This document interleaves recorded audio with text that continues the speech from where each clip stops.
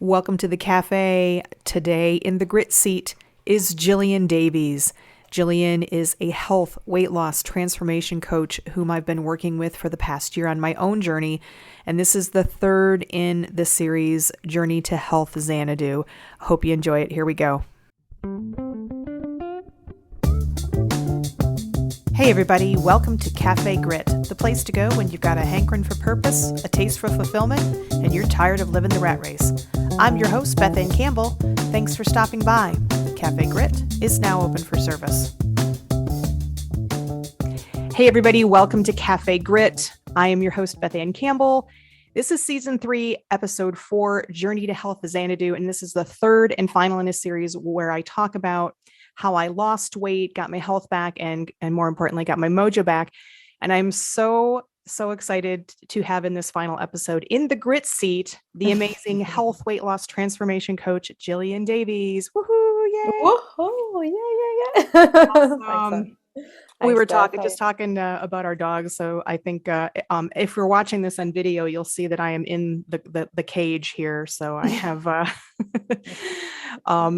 your dog's a little bit older. So but I think we're both dealing with the same thing. Like daddies are doing something, and where's mommy? We need to. Yeah. Where's Mum escape to? Absolutely. Yeah. Delighted to be on, Beth. Thank you very Yeah. much. I'm so happy that you're here. So as I've mentioned you so many times in many of my podcasts about how I reached out to you, and I've been working with you really for the past almost year now. I think it's a year in the beginning of April. And so we're going to talk a lot about that kind of stuff. But before we start, because some people may not know who you are, can you just tell us a little bit about yourself and what you do, what makes your heart sing in your career right now? So for me, right now, there's probably been a lot of involvement even over the last year. I think a lot of kind of involvement has happened. But what I do is I help and I coach through predominantly weight loss coaching, but also through around about behavior change and helping people to kind of shift their perspectives on why they aren't feeling as good as they want to feel, basically. Yeah. And I work with women, and it's usually highly successful women can tick off all the boxes in lots of areas, and Beth is smiling, so I know this hits her hits her as well. And the it just highly successful one who can basically say, yeah, I've got all these things, but why can't I just feel good myself? Why can't I, either it's, getting in shape and they find that their body shapes has changed, they're physically heavier than what they used to be, and just feel tired and exhausted and worn out by life, and just Check.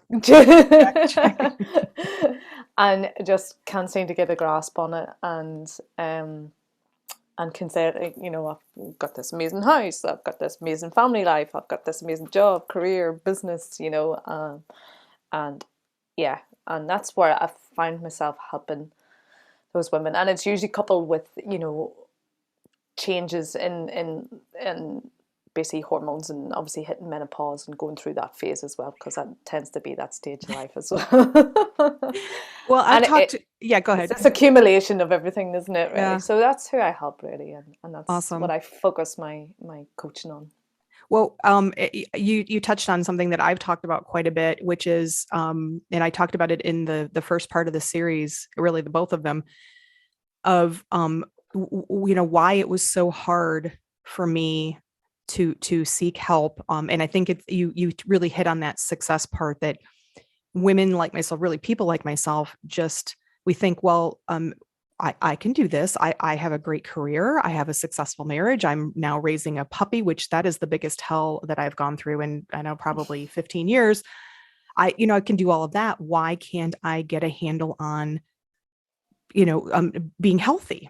Right. So, I mean, why do you think that is? What do you think goes through people's heads? Is it I don't know, like an inner voice kind of a thing that people don't seek help, or that they because they think that they is it shame, is it guilt? I mean, what are the reasons why people don't, you think, take those steps, whatever it is? Yeah, there's a couple of things. Usually, there's a huge amount of pride. Yeah, because you've, like you said, ticking all the boxes that you've just done as well, Beth. You're just ticking all these boxes, and I can do this, I can do this. But then almost forgetting that there was probably a lot of people helped you along the way to do all those things as well. Yeah, you Truth. didn't actually do it on your own. That's true. Um, I never even thought about it like that, but that is a really good point. If I had thought about that a year ago or 2 years ago, I would have called you 2 years ago. Yeah, no, you're right. We I guess we kind of tend to think, I think that type A personality too, which I lump myself into, we have this sense of ownership too, right? Like you talked about that pride in ownership and being able to do things and get things done. So I think there is a lot of guilt there that I should be able to do this too. But you're yeah, right. yeah. I didn't have a successful career, or there are two people in my marriage, and Yeah. so yeah. Exactly. And the other thing as well, and this is something that I've only started to really realize myself, it's when it's all those things, your jobs, your career, your home life, your marriage, your, puppy, family, kids, whatever the other things are, all external to you. So they're all an extension of who you are. But then whenever it comes to yourself, it's easy to do the things on the outside of you, but when it comes to doing the things on the inside, and why aren't I, and focusing on yourself, that's that's a really hard thing to start to do sometimes as well, because it's almost like, oh, I have to start looking at where I'm going wrong, or figuring out what are the things that I keep doing, and that's why a lot of people say, oh God, I can really like give advice to other people, but yet they can't take their own advice. Oh, it's so true. So do you think that that part of the reason that I think, and I don't mean to exclude men, but I think because you primarily work with women, Yeah, and because most I definitely. primarily talk to women, and I am a woman, do you think that that it's harder for women, or that women struggle with prioritizing themselves because we are sort of um, brought up, groomed, raised, still stereotypically, we're supposed to be the people that take care of the world, right? Our kids, our dogs, our spouses, our parents, right? Is that a big part of it, that we think we're supposed to take care of everyone else, but we don't? I mean, and I know it's kind of a dichotomy, or kind of a an irony, that we do take care of everybody but ourselves. But maybe that's, like you said, maybe it's an external thing, that we're so focused on taking care of the world that we can't fathom, well, maybe I should put myself first. Mm, exactly. And What a it's concept. I could dive into psychology very easily here, but if you think about it, whenever you were a kid, when you're 4 or 5 years old, you're not thinking about looking after each other, whether you're a boy or a girl. You're thinking about True. yourself at that It's point. true. Yeah. That's true. You're not thinking, oh, how do I care for, oh, do I need to check that such and such is okay first before I go and do this thing? No, when you're 4 or 5 years old, or even earlier, three, that age, before you start to change, you're like, no, I want to do this. I want to play here. No, I don't want to share this. I want this to myself, all those sorts of things. Yep. But that changes, yeah. So, well, we could go on to the social Oh yeah, constructs of a whole life, nature versus nurture conversation could yeah, be. yeah. Well, I And want to and talk a and lot about, you go ahead. upbringing and things like that as well. Yeah. So, and it's hard for women then to. I think it's very easy then that that's the path that you follow, and you know even when you were younger, people were, you were the mother to look after the kids, or you were a nurse or something like that. You were aspiring to be. It was always in a caring, nurturing type of role. So, Yep. Well, yeah, and I think, I mean, like you said, we could go on an entire whole day about how we still, little girls still kind of get pushed towards the easy bake oven, and we play house, and some of it I think is instinctual in nature, but hmm there's certainly not a lot of nurture that goes into that. yeah. We'll dive into a lot of this stuff too, but before we get too deep into that, I want to. This is a show about grit, and grit can mean many things to many people. But I always like to ask, what is your grit story? Oh, my grit story. I think. my probably biggest grit story. There's lots of little maybe grit stories but whenever I left corporate is Oh, I my. like that. I love anybody leaves corporate. Yeah, tell me about that. Tell me about So, that because process. so I've been doing this self-employed and running my own business since, I left corporate August 2016. And I'd been out of university and I'd gotten into public sector role, and then I went into private sector roles, and just getting into various different roles, and whilst they were exciting at the time, there was a point where I just went, yeah, I just the structure of the companies were changing, and I was being told I was amazing at different things, and yet I wasn't quite being able to progress in the company, and it all felt very. No one could give me any straight answers for a while, and over that time I started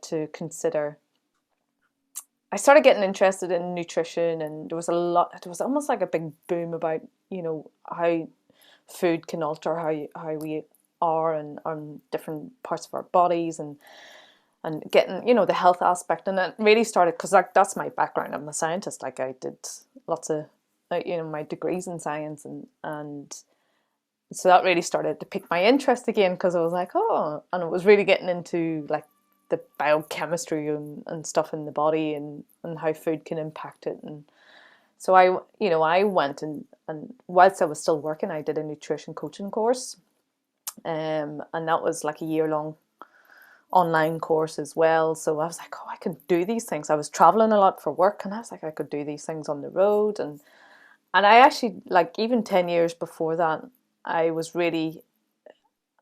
through a career change, and I was even considering going into fitness and be a personal trainer then. And but I talked myself out of it. I goes, oh no, that's not I can't do that. That's not for me, or I wasn't ready, you know. I just brushed it off and just couldn't see how As we all do. I would do that. Yeah, Yeah. 10 years, 10 years. Oh, wow. Wow. So Yeah. then I'd yeah. So then and so I remember that whole year, and it was just after I got married as well. And I suppose I wanted to start to see my husband more than my work colleagues and things like that there. And my priorities were starting to change, and there was a whole big shift in the company I was working for at the time. And that's what companies do, they go through structural restructurings and things like that. And I just Yes, they do. I just remember feeling so worn out and so just emotional over everything, just everything. I just felt like I just couldn't get a handle on. And I I just remember you get to a point where it was like I was just basically almost in tears over any little slight thing that didn't go right. It was like, I was just so on edge about everything. And I was just at that point, and I remember one day it was almost, I was sitting, I think it was yoga or meditating. No, I was meditating one morning, and obviously this idea, I was like, oh, imagine I could leave my job. Imagine I could go and do personal training and go and do all these things. And it was just like, Sorry, let me get out of my and, fantasy for a second. and it was like, and you have these thoughts come back to you so over so many months. And I remember sitting at that point, and I just had this just feeling just clear in my head, going, that's what I'm gonna do. Just do it. I just felt this feeling of, I'm gonna do this. And it was just, even as soon as I made that decision myself, without even telling anybody, myself, I just went, yeah. I just felt such a relief. Oh my And God. it was just I'm like, getting yeah. chills when you say that, just even thinking about it. I honestly didn't think we would get into corporate discussion here today, because we have so much other stuff after that. But because I have talked quite a bit about it, and really this whole podcast started with kind of a corporate hell situation for a lot of people. it's just interesting, the worn out, the crying, the meltdown type of things. I mean, Mm, I have just talked to so many people who've been there. And then you add on top of that, and I'm sure that you experienced some of this. I don't know a woman who hasn't, but you have, it's all the normal stuff, but then on top of that, you constantly feel like you're having to fight a little bit harder to be heard, to be believed, understood, or whatever. And I think that contributes to a lot of it. At least it certainly did for me. Nothing overt, but just this, like, if I were a man, would you would you believe me? All the stuff that I say that is coming true, and just the utter chaos. mhm, Um, you had a couple of things that I wanted to talk out about. Oh, I want to talk. Yeah, tell me a little bit about. So you said it was like this moment, but mhm. I know for a lot of people, because I've thought about this myself, right? Having my own business and not really sure what that looks like. Maybe in retirement, whatever. But it's also a very scary thought when you work in a stable, probably fairly well paying. Corporate jobs tend to be, you often get compensated fairly well for dealing with the hell. What's that like when you're making that decision where there's that excitement, but is there also like, okay, now what? Well, I think at that point I had done my numbers. I looked at the finances and like go, well, what does it actually mean? And I was probably fortunate enough as well that the company that I was in, they'd set up a share scheme that I'd bought a lot of been buying shares in. And by this point, I think that the conversion from dollars into pounds was quite advantageous for me. so so I kind of went, huh, okay, maybe it's time to Yeah. to cash those in. And so I did. So I was, and that's the thing, you need to have a safety net somewhere, because if anything, just to take that bottom line stress away. Yeah, that bottom line, what am I going to do? How am I going to eat it? And you're like, okay, well, what are you going to do? And I did. At the time I had a coach. Actually, I went to a coach as well, um and she, um to help around about just getting to know me, getting to know myself more. And I knew I was going through this kind of personal development growth phase, and I had been since like 2015, maybe before that, 2014, and starting to learn more about, your values, and living in alignment with yourself as well. So, and yeah, and even going through that, that was one thing that I did, was understanding my numbers and what it meant if we were to. And obviously I have my husband as well to talk it through, and what we could do. And yeah, but I had a path. I knew I was then gonna go, and I went and did my personal training qualification, and I was gonna start there. Let's start there and see how it goes. And yeah, and And here kept you going. are. And here I am. Well, it's funny Still because alive. yeah, exactly. Well, you and I have talked a lot about, many different things, work as well as other things in my life as I've gone through my journey. And one of the things that has really, really resonated, in my asking myself questions about things in my life that I won't go into detail here about, because some of Mhm. those things are still in play. But you asked me the question as we talk through this, what's the worst? How bad would it be?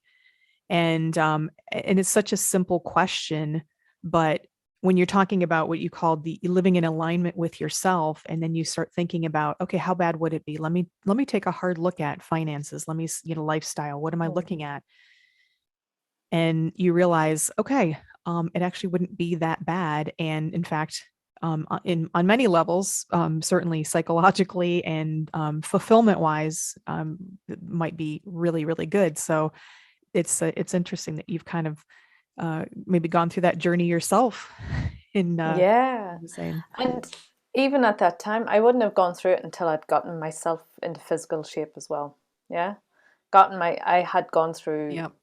um just looking after myself, and I was feeling fit and strong. So physically I felt good as well. So, and And that's always part of the puzzle as well. I think for a lot of people, you tend to go through these ebbs and flows, and you'll get this, success in yourself and in your business or career or relationships and things like that, and then things start to go down again because you've taken the foot off yourself for a little bit, and you're like, okay, I need to look at myself again, and then it's almost like a what they call the hero's journey. I think it's like the ebbs and Totally. flows that you get.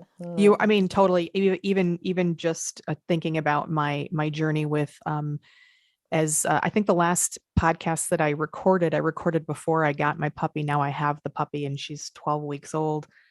And I've often said to myself, I don't think I could have done this before I went on this journey for myself. And I have had to in the last 5 weeks really kind of stop and say, okay, don't forget to take care of yourself, because it's so easy, whether it's your corporate job or you're taking care of your kids or you're taking care of your brand new puppy who is either an angel or a fallen angel on any given day. It is very hard to put that priority in yourself, but being in good health has been so important. And I've talked a lot about the physical part, the weight loss, losing dress sizes, moving more. It's all a circle, right? Because the mental improves so much, and the energy and just clarity. And, you talk about meltdowns. I mean, I was having meltdowns at work a year ago, quite regularly. And I know part of that is stress. It's certainly hormonal, because stresses are hormones, whether it was other hormones too or not. But getting that all kind of balanced out has just been so amazing. So I actually want to talk a little bit about that, because you were talking about, in your science background, and really studying a little bit how food alters how we are. I mean, I think that's such a powerful statement. So food affects our mental state. Is that a fair statement? Yeah, absolutely. So, and it comes down to, I think at the time, even I was seeing lots, and I did at one point get on the clean eating brigade, and I was, I was on it. I was like, no bread, no nothing, no, anything that wasn't clean was banished. And I think it was it was that I started to see, and I was like, oh, what's this all about? But then, but it makes sense. It's like, yeah, okay, eat natural fresh food is going to be better for you than eating tons of processed food. It's, well, Right. if you can call it food, so it's it's Food. processed, factory made. Yeah, it's made in a lab, if you like.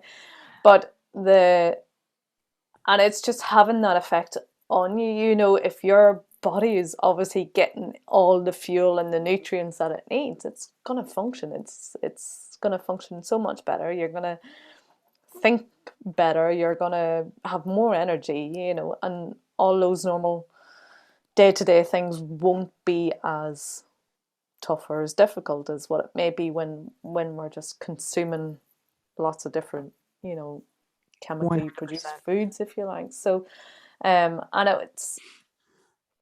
it's often, it can be so, sometimes it just sounds so simple, it's often overlooked, but it's but it takes time to be able to do that. And that's the problem. We don't give ourselves the time to either prepare a nice, a freshly cooked meal, because there's lots of preparations got to go into it. There's a lot of Mhm.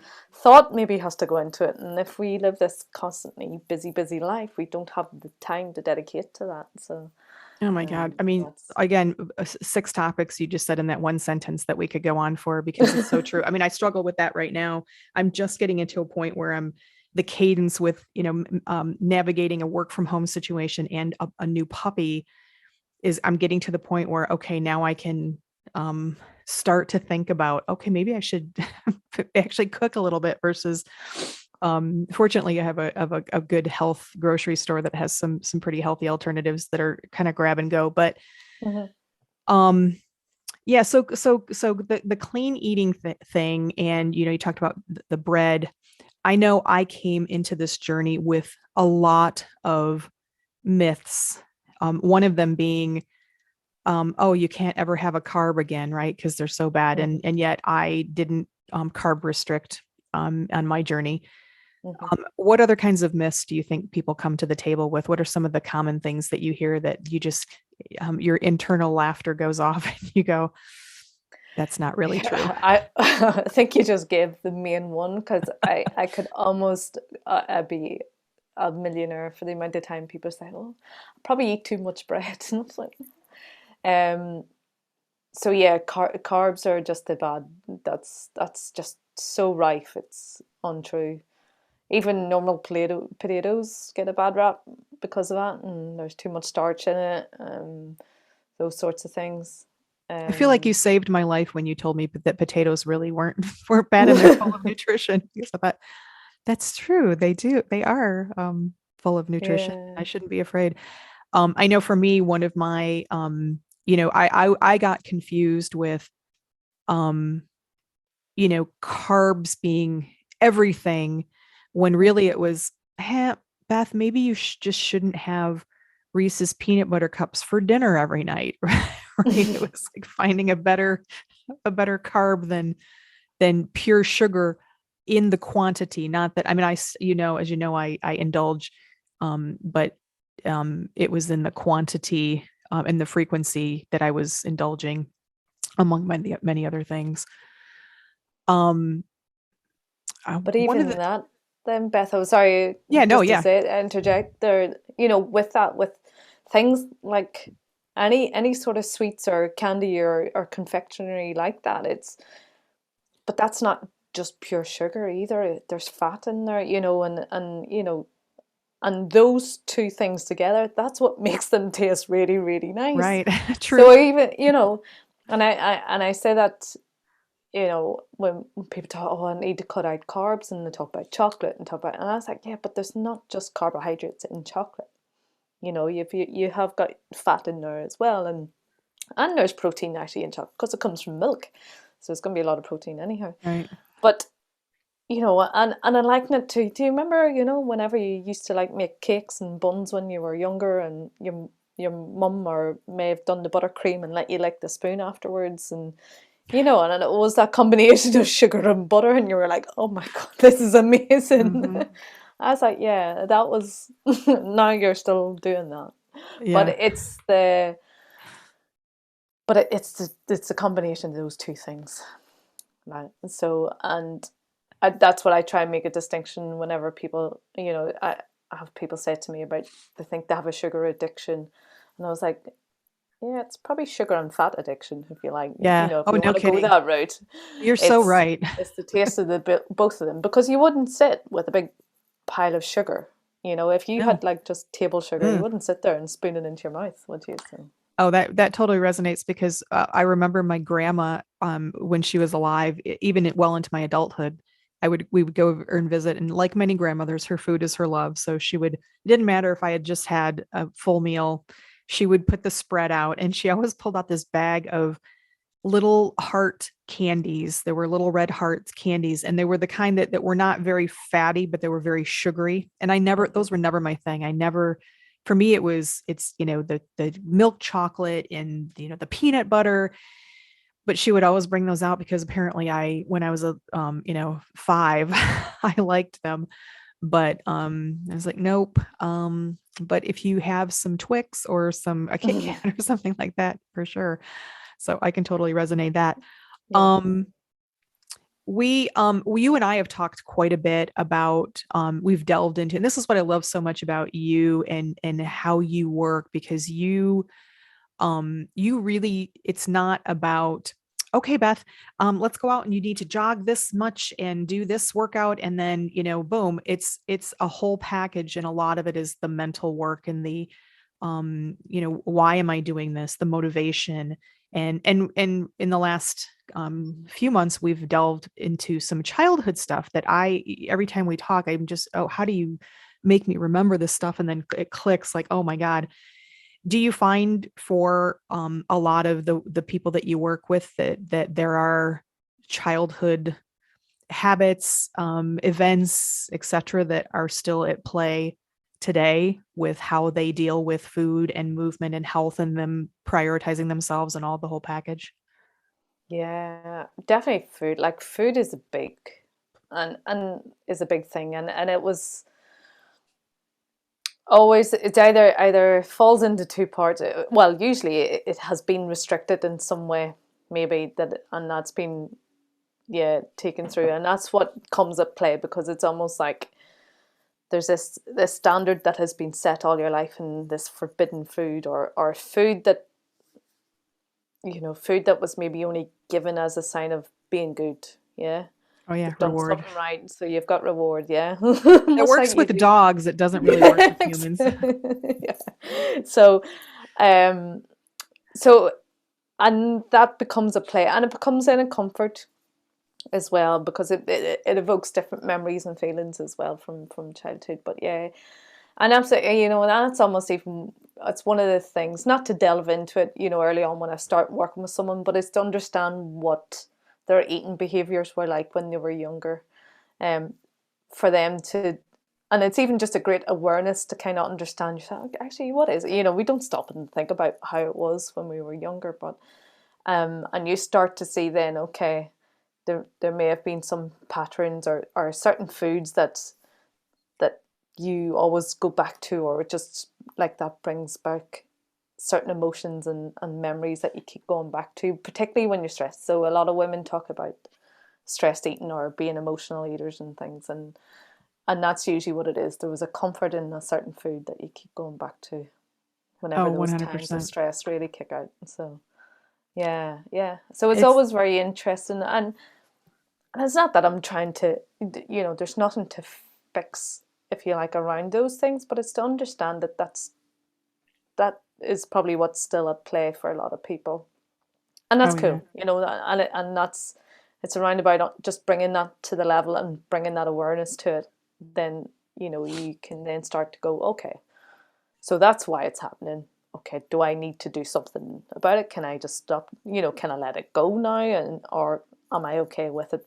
That's how it is, and that's no problem. So And sometimes just even acknowledging. I remember you and I having a conversation, and you were asking me. I think I was explaining that I felt like I couldn't have food in the house, mhm. and you were, asking me some questions, and we were going back, and you had asked me, was there anything in my childhood? And I said, well, no, there was nothing. And then we started talking. We probably talked for 20 minutes about all of the things in my childhood that contributed to why do I feel like I can't have certain types of food, like especially sweet, fatty, sweet food in the house. And, well, I'm from the clean plate club, and my parents locked up we had a lot of kids, and there was a constant competition for all that food, for the good food, right? As soon as the sweet cereal came home, we'd get up in the middle of the night and eat breakfast, because if we didn't, with that many kids, it's gone. My parents locked up the sweet stuff so that we wouldn't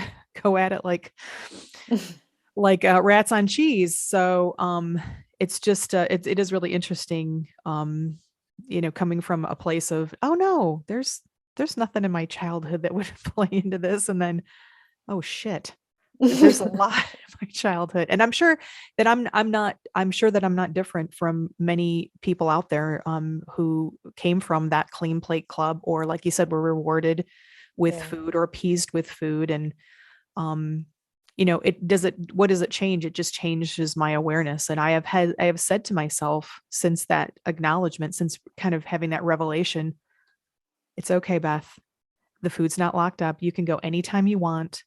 You can get yourself a little Debbie snack cake, or or a Reese's peanut butter cup.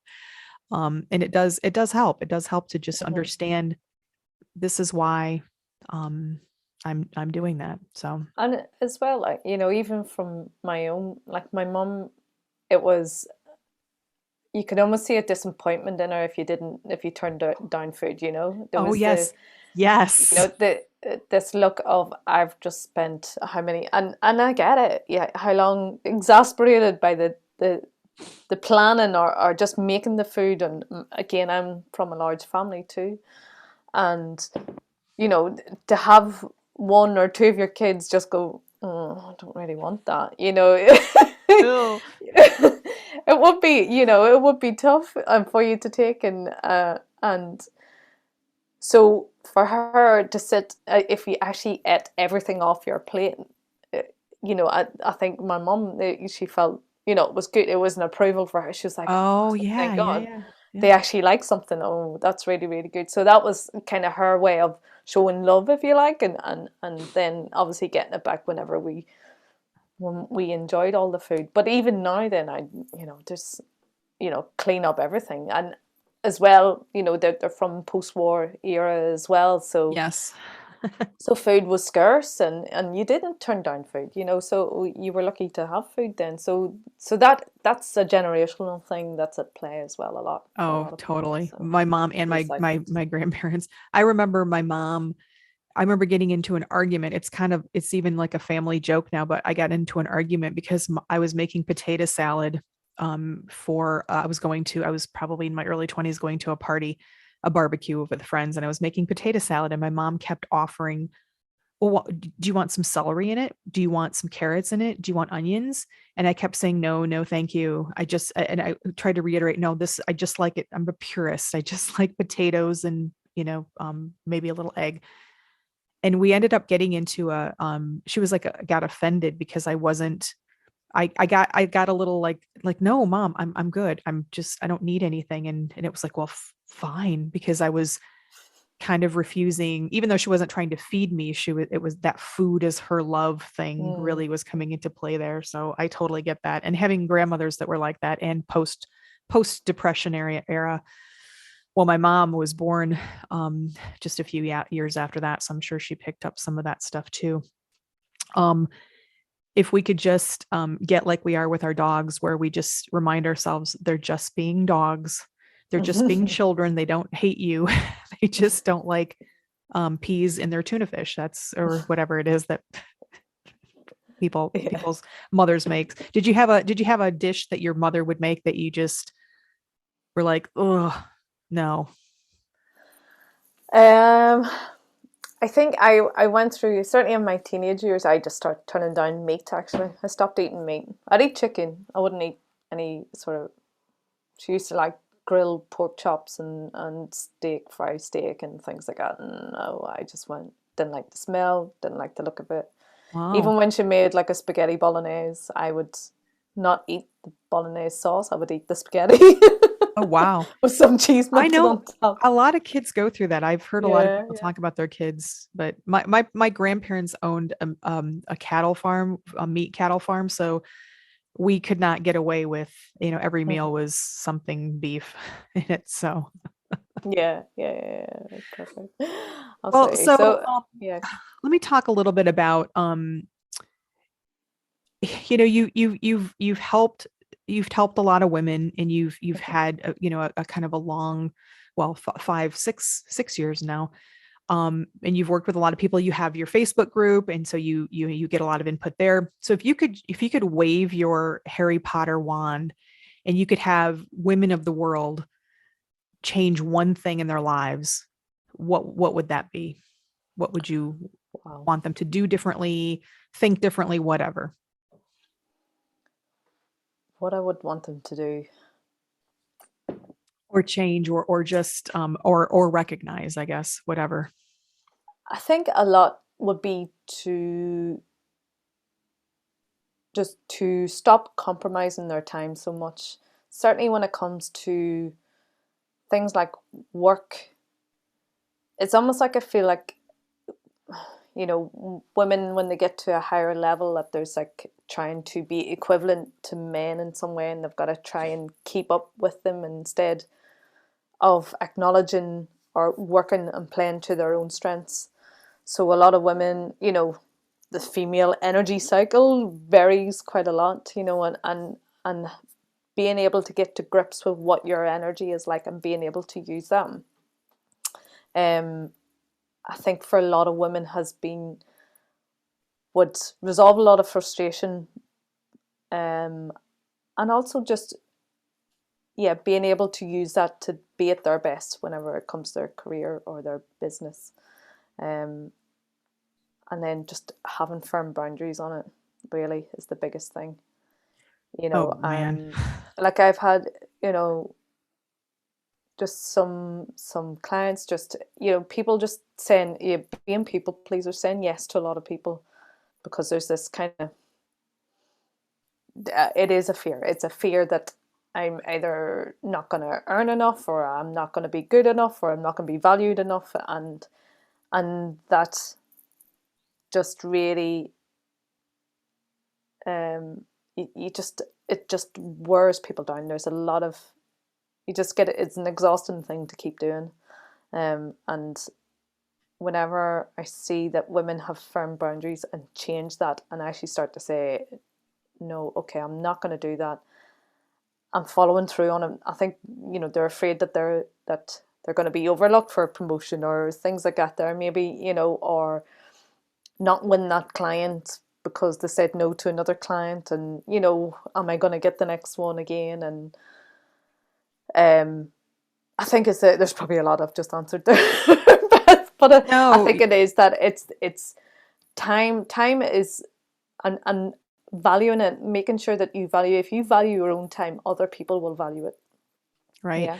Oh yeah, there's so much wrapped up in that. And when you talked about the feminine energy, which, you know, we I think we all have both, but of course we're women and, you know, more feminine energy. And in the corporate world, and having been in the corporate world for 22 years, and there is this element of, if I am myself, um even when I'm trying to be sort of that neutral energy, right? Because I don't want to be, women, I think, still get construed as, I've been called emotional, or we don't base decisions on emotion, because I would be, because I said the word, I feel like this is not going well. Oh well, we don't base on emotions. You always get that. There's always a negative connotation to, um and I think men struggle with it too. In there's a weakness perception of, you know, when, if you do show emotion with women, Mm-hmm. because that is a feminine energy, I think we just get it more. So yeah, there's definitely an element of that. And I totally agree on the boundaries and time. That's something that I had to do. And I've talked a little bit about this with my job, where I started a job last year, very deliberately, very specific.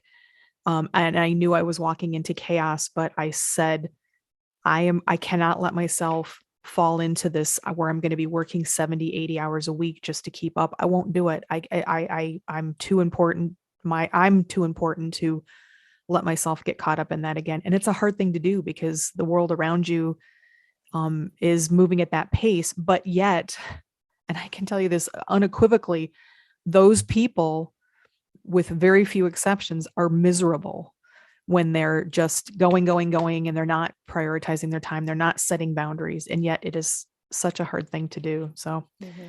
totally agree with that. I guess the one thing I could say to actually encapsulate all of that is to just slow down. Just to slow down. Well, you know, That's I what. think we create those problems, some of us, because we start off, you know, very like, I'm eager to please, and I want to, you know, get things Yeah. done. And yes, of course I'll do that. And yeah, let me help you out with that. And you get a reputation, and all of a sudden it consumes you very quickly, and people take advantage of it. And then they expect it. They expect that you're going to be always, you know, at 150%. And the truth is it's sometimes a lot of times you're not. And that doesn't make you a more productive person in whatever you do. So, Mm-hmm. Yeah, yeah, but absolutely. all right, I have a couple more things that I want to delve into here, Jillian. Um, so, this is a little off topic, but I've just been curious, because you and I are in different countries of the world. So you are in Ireland, and Mm-hmm. I am in the States, in the state of, East Coast of the United States. Um, but I know that I mean, you have certainly have me as a client, and I know that Mm-hmm. some of the people in your group, I know that they're not from, so is that hard to navigate, that people in this global world, you know, time wise, or culture wise, is it fall into place pretty easily, or is that pose some challenges for you? Um, it's like, you're not. I have another client in the States as well. So, and that's been mind blowing for me to even think that, well, actually my business isn't just where I live, it Right. is it is anywhere that I want it to be. So, and I have people then, um, just yeah, they're not really that big a difference when it comes to culture wise. It doesn't really make a difference where everyone is. They all, Yeah. being women, pretty much all have the same sorts of thoughts and feelings and lifestyles that have come together. So I'm kind of very fortunate that what I learned from and what I help with one person, I can start to help with someone else as well. But it's and whether it's corporate background, someone had got their own businesses, but it's still always the same thoughts and feelings that come from it. So and those challenges that they face, it there's absolutely no difference where the location, where they live, where they're from, anything like that there. So a lot of them have had corporate backgrounds and gone into their own businesses. They've some of them are just high up in corporate levels as well, and yeah, it's kind of, you almost want to say, yeah, everyone's obviously got their own differences in themselves, but overall, it's, yeah, the There's same something thing for a lot comforting, of I women. think, about knowing that there are, people around the world. And I've been kind of surprised at just in the last couple of years being more active on social media. I mean, if you would have said to me, 3 or 4 years ago, yeah, there's this coach in Ireland who can help you with health and fitness. And I would have thought, well, don't I have to have somebody in person and in Ireland? Are you kidding me? But now it just seems so normal, Hmm. right? Hmm. Remote seems so normal. And the fact that, and it is interesting because a lot of, like I talked about earlier, a lot of what you do is, is so related to, the mind part of the journey, right? I mean, it is the physical and it is, the health and nutrition, but it's so much mind too. And that, you don't need to, show somebody physically how to lift a weight when you're working on mind work. It can be done anywhere. So it's just interesting to me that, in this Yeah. global world. So Well, and to be honest, ask me 4 years ago would I be doing, what I'm doing without online workouts and things like that there, and that's what I used to think that being a weight loss coaching and and what I do now, so I would have had to be physically, you know, like you get on YouTube showing people how to do workouts and things like that there. yeah, And even when I was a personal trainer, I thought that was how people did actually lose weight at the time.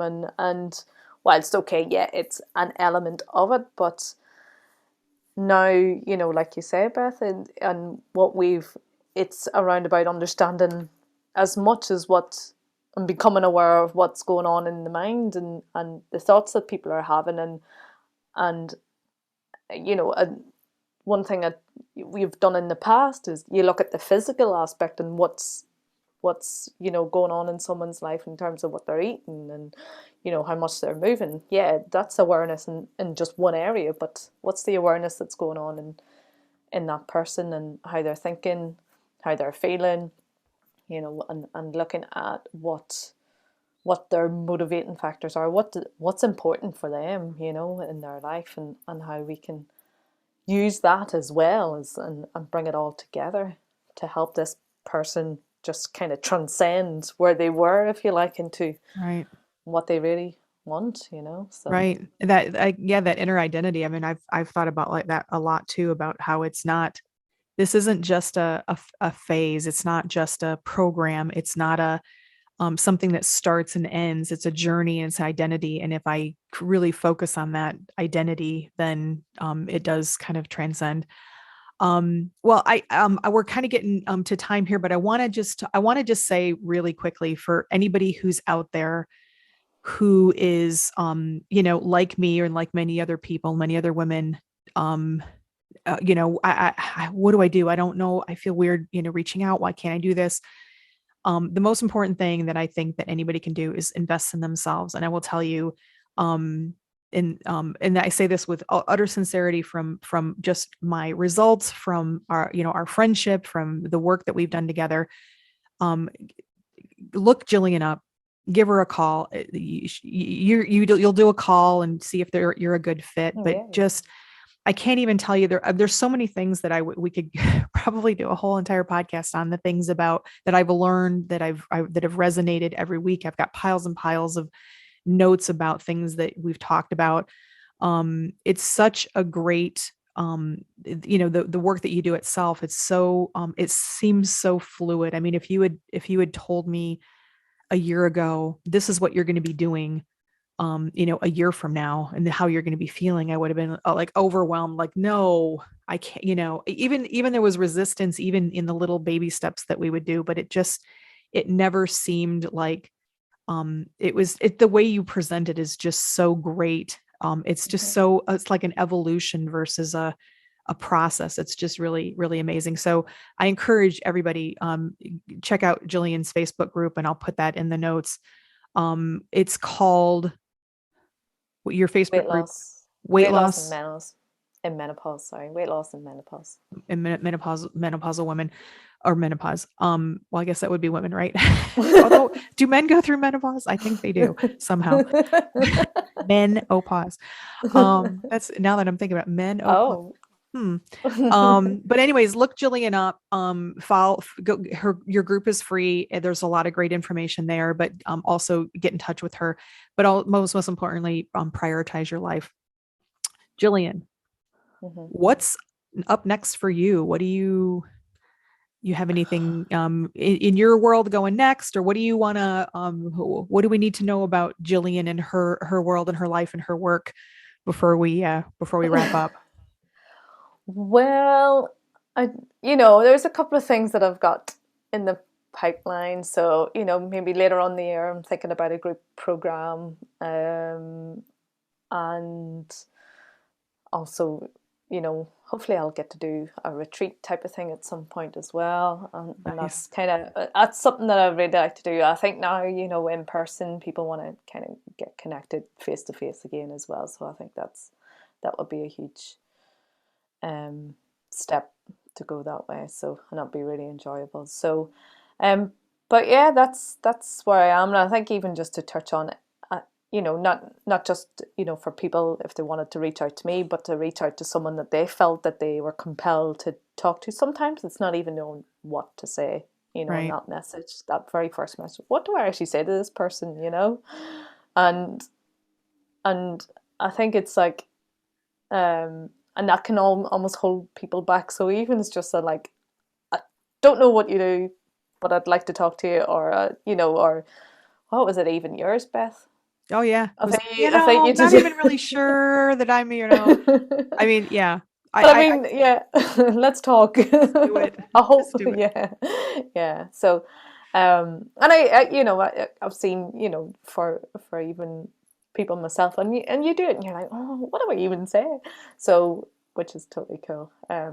But yeah, that's mine. Doing my one-to-one, developing that for the rest of this year. Awesome. And yeah, just getting over the first year with puppy as well. All right. I can't wait till I'm at 1 year, honestly, because as I've talked, it was I wish that I could have a coach like you.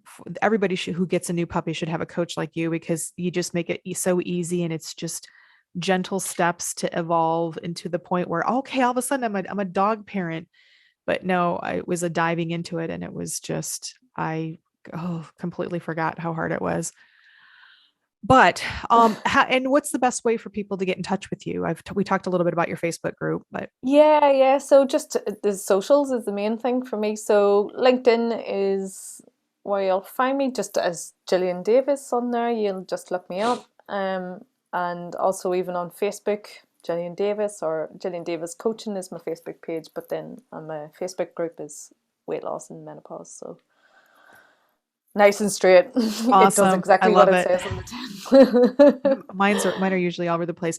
My last question for you is, um, what is your best curly hair advice for the women out there that have?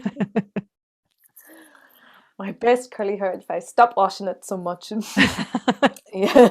that's good advice for anybody. I think the whole, I remember growing up and it was like, you got to wash your hair every day. And then now it's like, no, don't wash your hair every day. No, please.